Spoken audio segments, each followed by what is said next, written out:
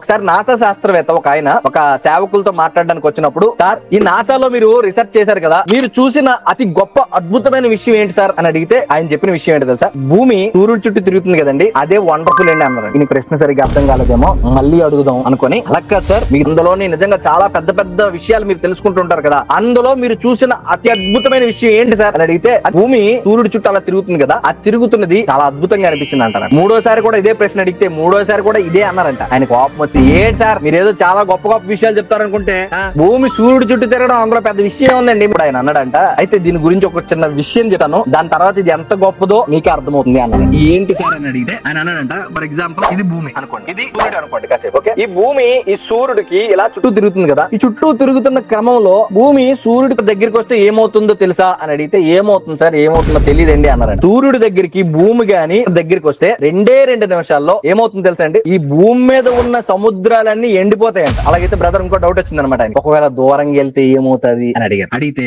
మీరు అప్పుడప్పుడు మార్చరీ వార్డులకు వెళ్తారు తెలుసా, హాస్పిటల్లో బాడీస్ నుంచుతారు, దానికి 10 రెట్లు కూలింగ్, అంటే గడ్డ కట్టి 2 నిమిషాల్లో మొత్తం భూమి అంతా గడ్డ కట్టిపోతుందంట. ఇప్పుడు చెప్పండి బ్రదర్, ఇలాంటి సృష్టిని క్రమం తప్పకుండా కొంచెం కూడా గ్రావిటేషనల్ పుల్ ఇటు గాని అటు గాని అవ్వకుండా నడిపిస్తున్న దేవుడి యొక్క గొప్పతనం, దీనిని బట్టి నాకు మహా అద్భుతంగా అనిపించిందని అన్నారంట.